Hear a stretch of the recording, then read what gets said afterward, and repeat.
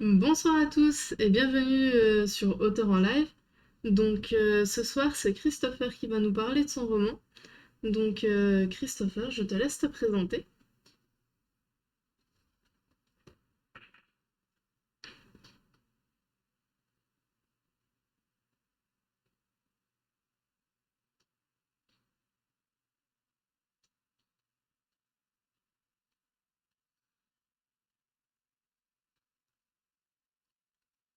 Étrangers ou des adultes étrangers.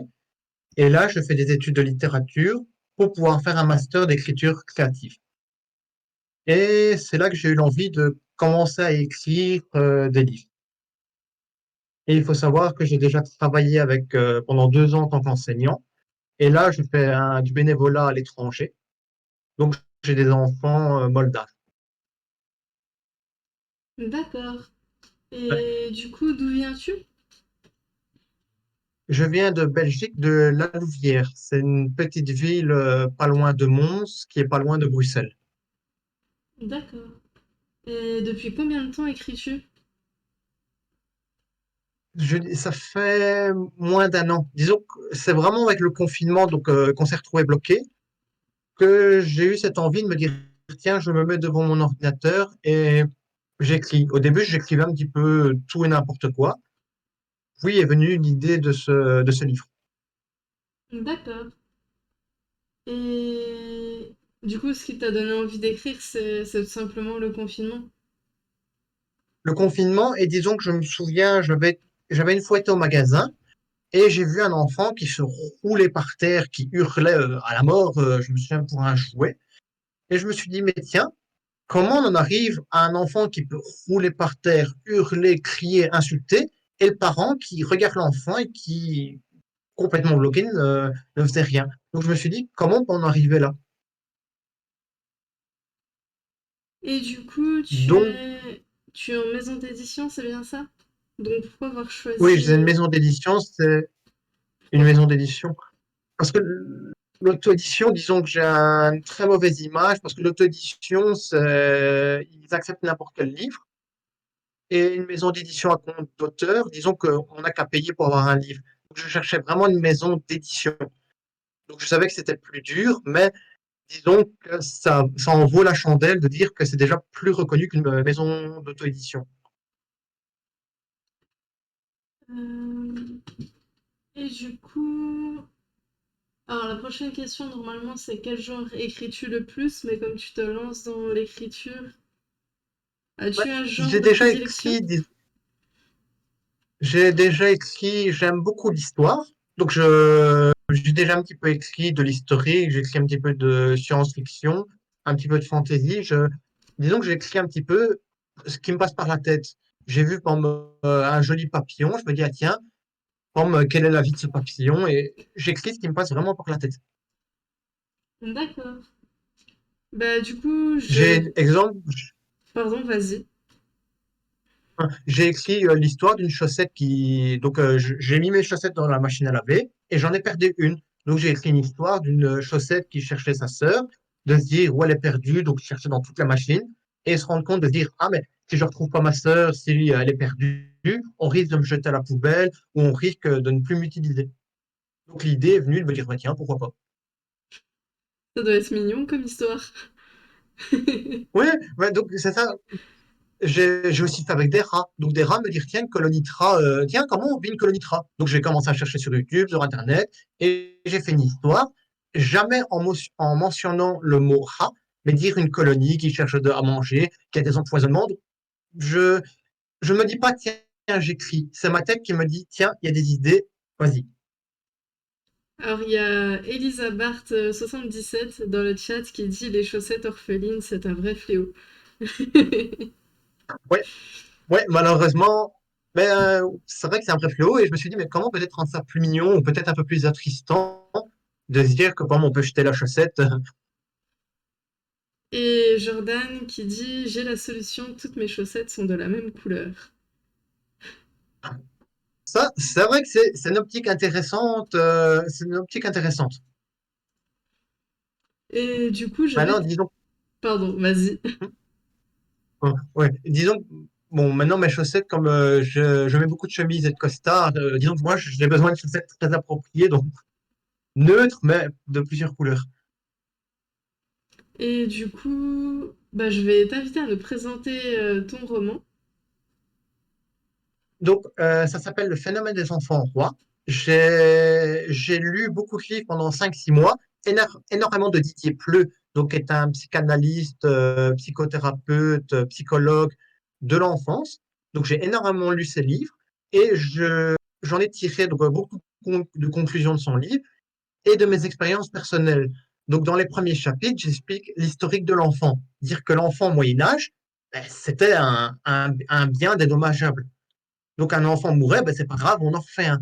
Montrer toute l'évolution jusqu'à la révolution industrielle, où l'enfant était exploité dans les mines de charbon, on les envoyait à partir de 7 8 ans, dire, allez, tu travailles dans la mine de charbon 12 14 heures, tu remontes pour du salaire.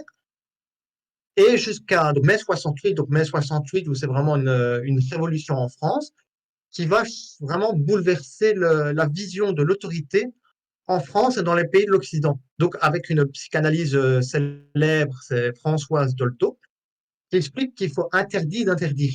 Et donc, j'attaque un petit peu cette psychanalyse parce qu'expliquer qu'elle a créé, pour moi, c'est elle qui a créé cette génération d'enfants rois. Parce qu'en disant aux parents qu'il faut interdire d'interdire, que mettre de l'autorité à son enfant, c'est le traumatiser, c'est le castrer, pour moi, c'est elle a créé une génération d'enfants rois et les problèmes qu'on vit maintenant avec le confinement, qu'on vit quand on voit des criminels qui frappent une femme pour voler un iPhone, ou t'explique pas vraiment cette problématique de l'enfant roi.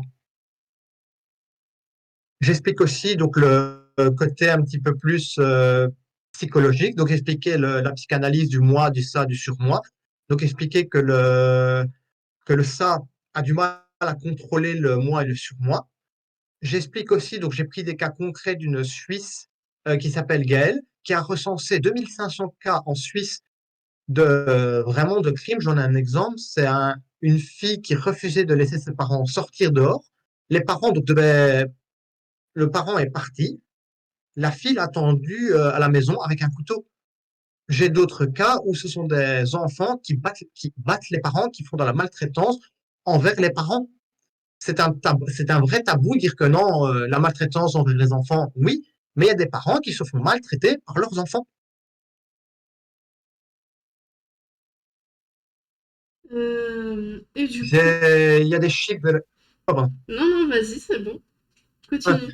j'ai des chiffres, donc comme je suis belge, j'ai vu des chiffres de la police fédérale, donc bruxelloise, m'expliquant qu'on n'a pas de chiffres recensés parce que les parents n'osent pas porter plainte, que les enfants les battent.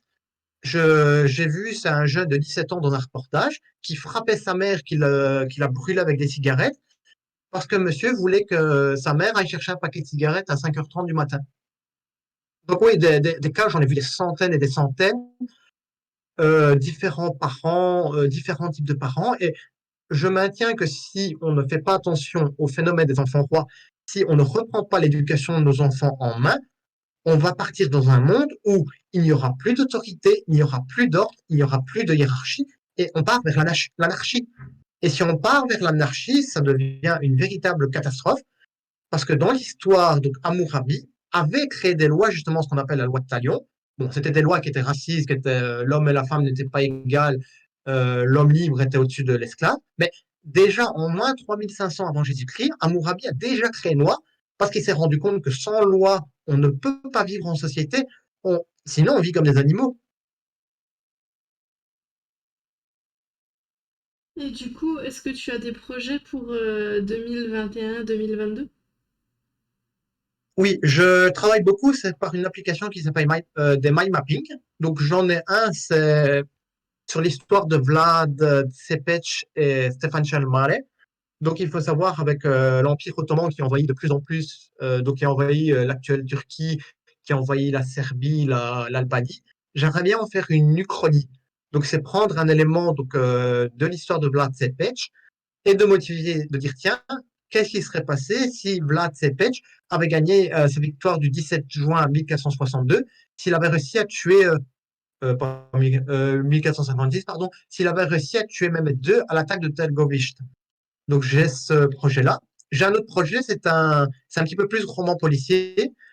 Je l'ai appelé Le tueur à la dictée. Donc dire que c'est un professeur de littérature qui, à cause de son divorce, de la mort de sa mère, on va dire, son monde s'écroule complètement et se met à tuer des personnes en leur, les kidnappe, les amène chez lui, vient leur faire faire une dictée, et dans le cas où la personne vient avoir une faute d'orthographe, il viendra complètement la massacrer, parce que j'explique dans l'histoire qu'il a été traumatisé par sa mère, qui est une grande littéraire, mais qui était schizophrène, et qui battait son enfant dès qu'il faisait une faute d'orthographe, dès qu'il ne savait pas citer un philosophe célèbre.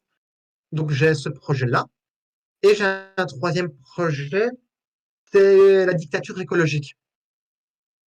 Donc, pour moi, c'est une dictature qui pourrait arriver bientôt et qui, par rapport aux autres dictatures, pourrait être voulue par les peuples parce que par le réchauffement climatique, on crée la zizanie, on crée la peur et donc on pourrait justifier d'installer une dictature en Belgique ou en France ou en Allemagne ou au Royaume-Uni.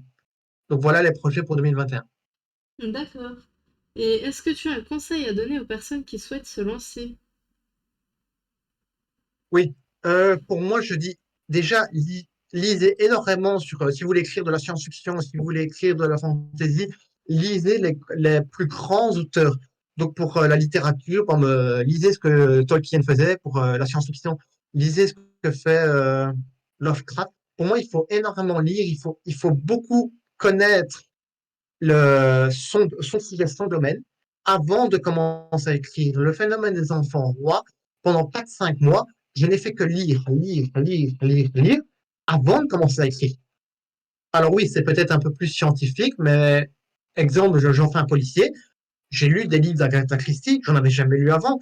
Je lis un peu plus le côté scientifique, de dire, tiens, comment on kidnappe quelqu'un, qu'est-ce qui se passe si je fais un traumatisme crânien, si je frappe quelqu'un, qu'est-ce qui se passe si, comment la peur. Donc, je lis énormément, puis je commence à écrire. Du coup, nous allons passer aux questions surprises. Donc, la première est, quel conseil voudrais-tu donner à l'ado que tu étais?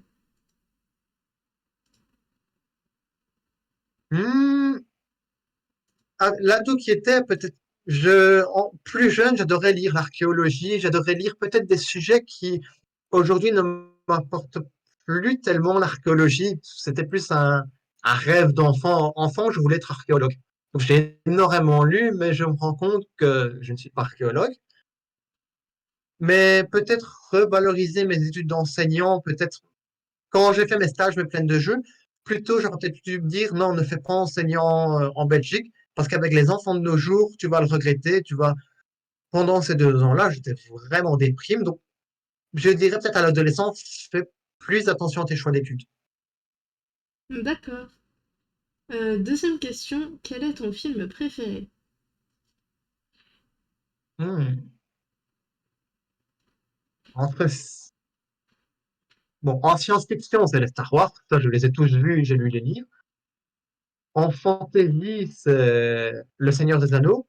Par contre, la série que j'adore, c'est You, ou comme ils disent en québécois, je ne sais plus comment dire, Parfaite, de Caroline Kepnes. J'ai lu les livres, j'ai regardé la série, j'ai vraiment adoré. D'ailleurs, j'attends la saison 3. D'accord. Et du coup, la prochaine question, c'était quelle est ta série préférée où tu ne raterais jamais un épisode? Mais du coup, tu Ah, viens d'y répondre, non? oui, oui, oui, You, c'est donc Oui. parfait, ça. Et du coup, prochaine question surprise. Un film que tout le monde adore mais que tu détestes. Oh, Game of Thrones, ça, c'est pas du. Je fais partie des 1% de la population, je pense, de ce monde qui n'a pas vu Game of Thrones. J'ai regardé un épisode, ça ne me plaît pas. Je trouve qu'il y a beaucoup trop de sexualité dépravée. J'ai vraiment pas accroché. Et dernière question, quelle est la chose la plus folle que tu aies fait? Je dirais que c'est partir à l'étranger, donc sans avoir vraiment, sans vraiment avoir dit ça à personne. Donc, j'ai rencontré ma petite amie est moldave. Donc, on a commencé à discuter sur Internet et je me suis dit, bah, tiens, je vais aller la rencontrer. Et c'est vrai que je ne l'avais signé à la personne. Donc, j'ai été une semaine. Je suis revenu en Belgique et je me souviens qu'une fille de ma classe me dit, attends, tu es parti dans un pays étranger dont tu ne parlais pas la langue, dont tu ne connaissais pas la personne, sans prévenir personne. Je dis oui. Mais je suis revenu, donc comme quoi.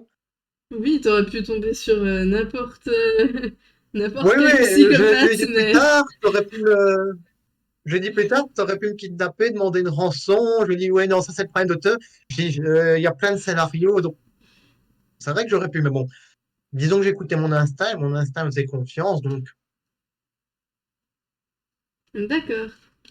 Donc, nous avons fini ici pour les questions surprises. Nous avons fini ici également pour la partie qui sera visible sur YouTube. Donc, YouTube, à bientôt. On se retrouve du coup dimanche pour une prochaine interview. N'hésitez pas à venir sur Twitch également pour voir les lives, etc. Pouvoir participer et poser des questions. Et du coup, si vous avez aimé cette vidéo, n'hésitez pas à mettre un pouce bleu, n'hésitez pas à vous abonner si vous aimez notre contenu. Et, et voilà. Ah, et vous trouverez du coup tous les liens en description pour acheter le roman de Christopher et pour avoir ses réseaux sociaux si vous souhaitez le contacter. Et voilà. À bientôt!